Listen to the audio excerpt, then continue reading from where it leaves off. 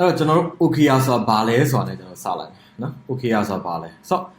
OKR ဆိုတာဘာလဲလို့မပြောခင်မှာကျွန်တော်တို့ဘာလို့လဲဆိုတော့ဒီကိုယ်တွေပေါ့နော်လူတွေတိုင်းမှာရောပြောလို့ရှိရင်ဒီ organization တွေတိုင်းမှာရောဘာရှိလဲဆိုတော့ဒီ mission တွေ purpose တွေရှိတယ်ခုလူတွေတစ်ခုခုလောက်ကြတာဘာကြောင့်လဲ mission တစ်ခုပေါ့ကိုယုံကြည်တဲ့ဟာတစ်ခုဒါမှမဟုတ်ရှင်ကိုဘာလုပ်မယ်ဘယ်လိုအပြောင်းလဲတစ်ခုကိုလုပ်ချင်တယ်ဒါမှမဟုတ်ရှင်ကိုယ့်ရဲ့ရည်ရွယ်ချက်တစ်ခုပေါ့ဒါ organization တိုင်းမှာလည်းရှိတယ်လူတွေမှာလည်းရှိတယ်တင်းနေပေါ့နော်အစုဖွဲ့တွေအားလုံးမှာကျွန်တော်တို့ရှိတယ်ဆိုတော့အဲ့လိုမျိုးကျွန်တော်တို့က mission တစ်ခု purpose တစ်ခုကျွန်တော်တို့ကအောင်မြင်ဖို့အတွက်ဆိုလို့ရှိရင်ဘာလုပ်ဖို့လိုလဲဆိုတော့ကျွန်တော်တို့က action တွေကျွန်တော်တို့က action တွေလုပ်မှရပါဘောနော်အဲ့တော့အဲ့ action တွေလုပ်တဲ့အချိန်မှာဒီကျွန်တော်တို့ကိုယ့်ရဲ့လုပ်တဲ့ action တိုင်းဒီကိုယ့်ရဲ့ mission ကိုယ့်ရဲ့ purpose နဲ့တွားပြီး align ဖြစ်နေဖို့အတွက်အဲ့လိုမျိုးလုပ်နိုင်ဖို့အတွက်ကိုကျွန်တော် OKR ကိုကောင်းကောင်းကျွန်တော်တို့အသုံးချလို့ရတယ်။ဒါ OKR ကိုဘယ်လိုသုံးမလဲဆိုတာပေါ့နော်။ဆိုတော့ OKR ဆိုတာဘာလဲဆိုတော့သူ့အရှေ့ကောက်ဒီ objective and key result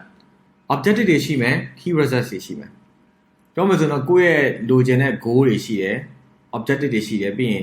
တကယ်တိတာထင်ရှားတဲ့ result တွေပေါ့။တခါကျရင်တော့ရှိတတ်တယ်ဗျာကျွန်တော်တို့ကကိုယ့်ရဲ့ objective ကြီးအကြီးပဲ။ဥပမာဆိုလို့ရှိရင်ကျွန်တော်တို့ကဒ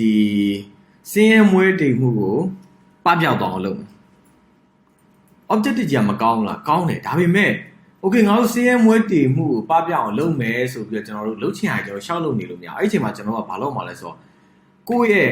objective ကြီးအောက်မှာတကယ် key results တွေကဘာတွေလဲစင်းရဲမွေးတိမ်မှုပပျောက်အောင်လုပ်မယ်ဆိုလို့ရှိရင်ကျွန်တော်တို့ကိုဘယ်လို activities တွေလုပ်မှာအဲ့အားလုံးကိုယ့်ရဲ့ key result တွေနဲ့တွားပြီးတော့ကိုက်ညီထားမယ်ဆိုလို့ရှိရင်ကျွန်တော်တို့ဒီ objective ကိုရောက်သွားမယ်ပေါ့နော်မဟုတ်လို့ရှိရင်ကျွန်တော် objective ကအရင်ကြီးရဲ့အတွက်အရင်ကျွန်တော် break down လုပ်ရတာခက်သွားလိမ့်မယ်အဲ့လိုမျိုးပဲကျွန်တော်တို့အောင်ပါဆိုရှင်ဒီတချို့ NGO ဒီနေရာမှာကျွန်တော်ပြောချင်တဲ့ဥပမာတွေတော့ပြောလို့မရဘူးပေါ့နော်ဒါပေမဲ့ဥပမာဆိုကျွန်တော်တကယ်ကြီးတဲ့ဥပမာတွေကျွန်တော်ပြောပြနေတာဘာတွေလဲဆိုတော့ mother to child HIV transmission ကိုရပ်တန့်ခြင်းတယ်ပေါ့ဥပမာဆိုအမေကနေကလေးကို HIV ကူးတာကိုကျွန်တော်တို့ကရပ်တန့်ခြင်းတယ်ဆိုလို့ရှိရင်ဒါ objective ကြီးရတာအရင်ကောင်းတယ်ဒါပေမဲ့ကျွန်တော်တို့အဲ့ objective ကိုကျွန်တော် break down လုပ်ဖို့လိုတယ် okay ဘာလဲဆိုတော့ကျွန်တော်အဲ့ဒါဆိုလို့ရှိရင်ကျွန်တော် key result အနေနဲ့ဆိုရှင်တော့ကျွန်တော်တစ်နှစ်မှာ vaccine ဘယ်လောက်ထုတ်ရမလဲအခုမှဆိုရှင်ကကျွန်တော်မြန်မာပြည်မှာ covid ရောဂါပပျောက်သွားအောင်ကျွန်တော်လုပ်မယ်ဆိုရှင်ကျွန်တော်ဘာလုပ်အောင်လဲဆိုတော့အောက်မှာ key result တွေလိုတယ်အမှန်မြန်မာပြည်မှာရှိတဲ့ဒီလူသားတွေရဲ့ data အရေးအတွက်ကိုကျွန်တော်ဘယ်နှစ်ရက်အတွင်းရဖို့လိုအပ်တယ်ဟုတ်တယ်မလားဟောဆိုရှင်ဘယ်နှစ်မျိုးနယ်ကိုကျွန်တော် data ရအောင်ကောက်မယ်ပြောလို့ရှိရင်ကျွန်တော်တို့ vaccine အရေးအတွက်ဘယ်လောက်ကိုကျွန်တော်ရအောင်ထုတ်မယ်အဲ့ vaccine ထုတ်ထားတဲ့အရေးအတွက်ကိုကျွန်တော်တို့ကနေပြီးတော့ဘယ်နှစ်ရက်အတွင်းမှာကျွန်တော်ဘယ်နှမျိုးနယ်ကိုအပြီးထိုးနိုင်ရမယ်ဆိုတော့စပြင်ဒါလိုမျိုးကျွန်တော်က key result တွေကျွန်တော်ကဆွဲထုတ်ရတယ်အဲ့ဒါမှပဲကျွန်တော်ဆိုတော့ objective တွေကျွန်တော်တို့ကအောင်မြင်သွားလိမ့်မယ်ဟုတ်များသောဖြစ်ပါလဲဆိုတော့ကျွန်တော်ခေါင်းဆောင်တွေကသူတို့ရဲ့ vision တွေ mission တွေကဘယ်လိုမျိုးတွေဆိုတော့ကျွန်တော်လုပ်တယ် share တယ်ပေါ့နော်ဒါပေမဲ့ဘာဖြစ်လဲဆိုတော့အဲ့ဒီ vision တွေ mission တွေကိုရောက်ဖို့အတွက်ဘယ်လိုသွားမယ် action plan တွေကဘယ်လိုသွားမယ်အဲ့ဒီမှာတကယ် result တွေကဘယ်လိုရမယ်အဲ့ result တွေကဘယ်လိုမျိုးဒီ objective နဲ့ align ဖြစ်တယ်ဆိုတာမျိုးတွေကိုကျွန်တော်တို့ကတေချာ clear ဖြစ်အောင်ပြောပြနိုင်လေကျွန်တော်တို့နောက်ကိုလူတွေက like လေဆိုတဲ့ပုံစံမျိုးကျွန်တော်ဖြစ်လာမယ်ဒါဆိုလို့ရှိရင်ကျွန်တော်အကောင်းဆုံးလူတွေနဲ့ communicate လုပ်နိုင်လိမ့်မယ်အဲ့တော့ objective ဆိုတာကတော့ဒီနေရာမှာကျွန်တော်ပြောတော့ဘာလဲပေါ့ what ပေါ့နော်ကျွန်တော်တို့ဘာလိုချင်တယ်ကျွန်တော်တို့တင်းတယ်ကျွန်တော်တို့ကဘာတွေလိုချင်တယ်ဘာတွေ achieve ဖြစ်ချင်တယ်ပေါ့ဒါဒီ what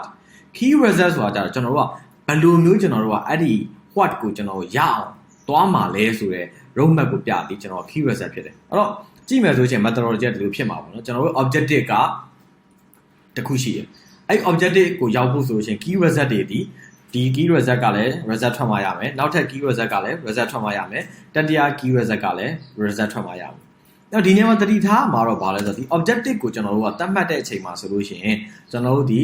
တချို့ဆိုလို့ရှိရင်တော့ကျွန်တော်တို့က objective အကြီးတွေပေါ့ဆောင်းတော်လိုမျိုး2နှစ်3နှစ်စာကြီးကျွန်တော် objective တွေရှိကြဒါပေမဲ့အကောင်းဆုံးပေါ့ကျွန်တော်တို့ OKR မှာလည်းကျွန်တော် recommendation တွေပေးတာတွေရောပြီးရင်တကယ်ကျွန်တော်တို့လေ့လာတွေ့ရှိချက်တွေကအကောင်းဆုံးဒီကျွန်တော်1 month or 3 months လောက်တော့ကျွန်တော် time frame ထဲမှာကျွန်တော်ဖြစ်နိုင်တဲ့ objectives တွေကိုကျွန်တော်သတ်မှတ်တယ်။ဒါကြောင့်ကျွန်တော် quarterly goals တွေပေါ့။ပြီးနောက်ပိုင်းမှာကျွန်တော်ဒီ objective တွေကို stacking ဘယ်လိုလုပ်လဲဆိုတော့ကျွန်တော်ပြောပြမယ်။တစ်နှစ်စာရေးရှိတဲ့ဟာကိုကျွန်တော် break down 3လစာကျွန်တော်ဘယ်လိုခွဲမလဲ။ဟုတ်တယ်မလား။အဲ့ဒါမှကျွန်တော်တို့ဒီ objective တွေ quarterly goal တွေသတ်မှတ်ပြီးမှ stacking တွေပြန်ဒါနောက်ပိုင်းမှာကျွန်တော်ပြောပြအောင်နော်။အဲ့တော့ objective အောက်မှာကျွန်တော်ဗာရှင်းအခုလိုမျိုး key result တွေကျွန်တော်ရှင်း။ key result တစ်ကဆိုတော့မျိုးvaccine တသိန်းကျွန်တော်တို့ထုတ်လို့ရအောင် key result နှစ်က အဲ့ vaccine ထုတ်ထားတဲ့ဘယ်လောက်ကိုကျွန်တော်တို့ကဘယ်နှမျိုးနယ်မှာကျွန်တော်တို့ကထိုးပြီးသားဖြစ်ရမယ်အဲ့ဒါမျိုးပေါ့နော် metric တွေဖြစ်ရမယ်ကျွန်တော်တို့က percentage တွေနဲ့ဖြစ်ရမယ် number တွေနဲ့ကျွန်တော်တို့ဖြစ်ရမယ်ဒါဒီကျွန်တော်တို့ key result နောက်ပိုင်းမှာကျွန်တော်ဒီကျွန်တော်ထပ်ပြောပြအောင်နော်ဒါဒီ objective နဲ့ key result framework ရဲ့ဒါအကျမ်းမြင့်အားပေါ့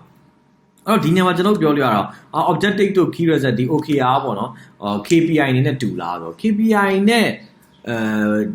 KPI ဆိုတော့ဘာဖြစ်မလဲဆိုကျွန်တော်ဒါလုပ်ရမယ်ဒါလုပ်ရမယ်ဒါရရမယ်ဒါရမယ်အဲ့လိုမျိုးဖြစ်တာပေါ့နော်ဒါပေမဲ့ objective ကကြတော့ OKR ကြတော့ဘာလဲဆိုတော့ဒီကိုယ့်ရဲ့ vision တွေ mission တွေကိုယ့်ရဲ့ purpose တွေနဲ့ချိတ်ဆက်နိုင်တဲ့အတွက်